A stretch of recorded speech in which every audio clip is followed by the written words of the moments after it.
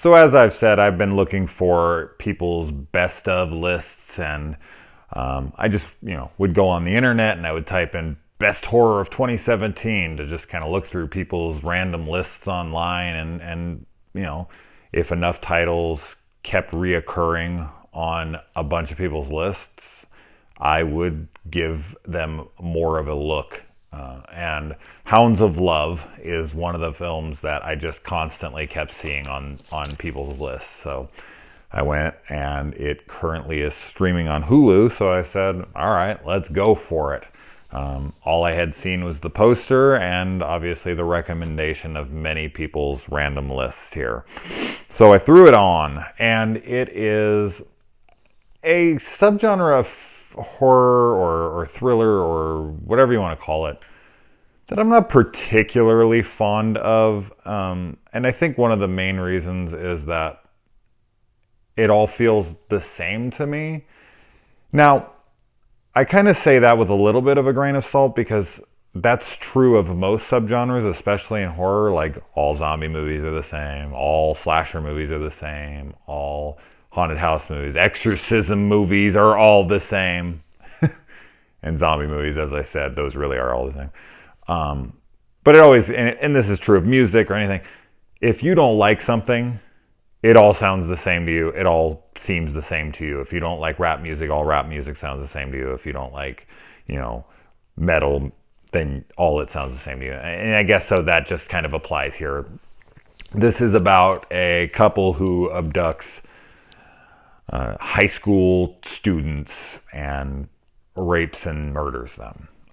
So this is one of those kinds of movies, an abduction, held captive type of films. Now, I recently watched Berlin Syndrome, which is another highly rated movie of the year. And that was one that I was just very blah about. And I think one of the reasons is because, for one, these kinds of movies bore me, not because I don't feel the plight of the person or persons being held captive, but I don't know. Maybe it is just too hard for me to watch, and I don't want to admit that I'm a wimp. I don't think that's what it is. What it really comes down to for me has always been like me getting frustrated with the moments. And I don't like that feeling because I don't want to ever judge characters for what they do and do not do in movies. I always feel like that's a disservice to the character and, to myself, because I'm being cocky enough to suggest I would know what I would do in such an awful situation, which no one does. But I always do. I sit there and I'm just like, stab the fucking guy, or, do this, or try to overpower him. And that's not always what people would do. In fact, that's not what lots of people do.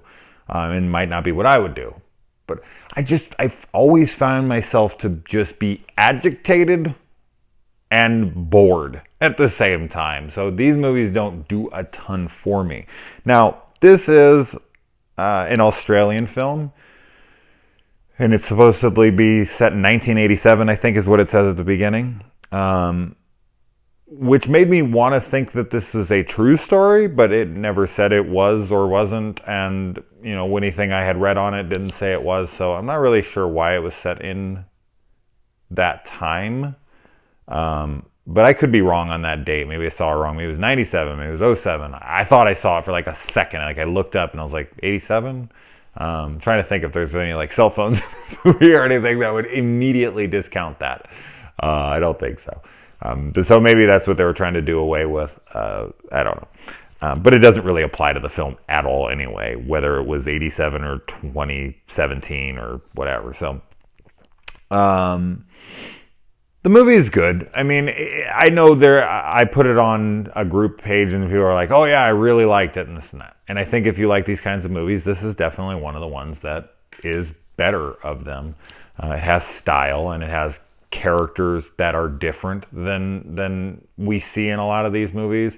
The girl, I don't know, protects herself a little better, and the abductees are just a little more interesting. They're not just so one-dimensional. Like, there seems to be a lot more going on under the surface of everything with them, and you don't really get to see a movie where it's a couple abducting people and, one of them is kind of in it and one of them kind of isn't. I'm not going to get too much into spoilers here. I might talk about a little bit of spoilery type stuff at the end, but I'll give warning of that. But the acting in this is excellent from pretty much everyone involved. So if you like these kinds of movies, I definitely think this is a film that would be worth your time and has enough new going on in it to check it out. The one thing that I really did appreciate from this film, though, and the thing that did make me end up enjoying it enough to be glad that I watched it and to kind of get me away from my dislike for films like this, was the tense moments. Man, the tension in this film at times is overwhelming. There's moments where, something's happening and you're just like, fuck, are they gonna get this, or is this gonna happen? Fuck. It's very intense in moments, and that's what won me over about this film. I didn't end up loving it or anything, but I totally see why people put this on a top 10 list. If this is your kind of film, absolutely. But yeah, so I guess that's really all I can say about that. The only real negatives I had was, and I say this in a lot of reviews, there's just an overuse of slow motion, and it's for stylistic purposes. And I just feel like at times it becomes a cheap gimmick. And it's like, that makes your shot look cool, but can't your shot look cool without slow motion? And if it can't, then maybe you need to start working on some new shots. Because if you have to resort to slow motion every time you want it to have style, I don't know how good of a director you are at that point. It never was like completely jarring, but as I said, it's very noticeable because it's a good amount. It's never during like action sequences or anything, like when someone's running away and it's in slow mo. It's kind of just, as I said, it's for stylistic purposes, so it's like almost like B-roll type stuff. But it's used a good amount.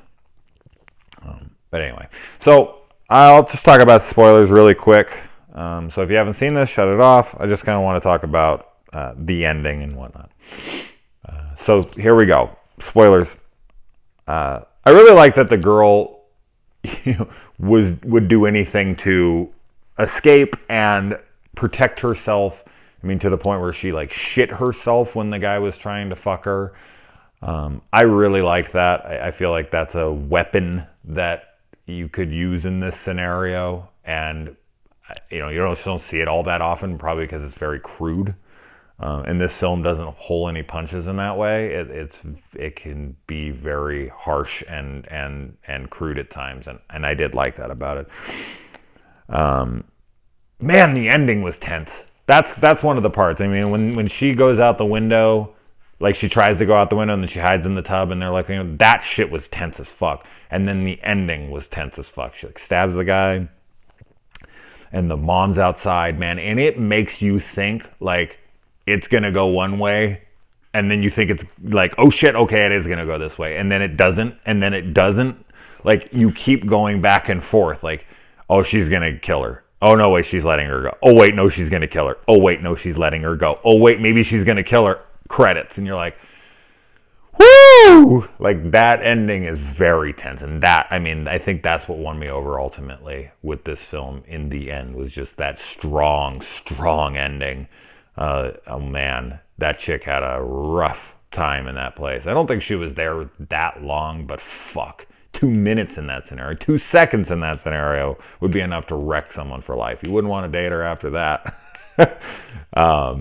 But the cryptograph thing is what I was referring to earlier. I mean, that's just or did I even mention that? Oh shit, I don't even know if I did. I don't think I did. I meant to mention it, but obvious plot device that comes up later. No, I didn't even say that. Oops. Well, but anyway, yeah, the cryptograph thing was pretty obvious. I mean, when it's shown in the beginning as like this little quick plot device thing, and you're like, oh, it's coming up later. Like, she's going to write a letter or something, and then she gets the letter, and you're like, oh, here we go. This is how they're going to find her.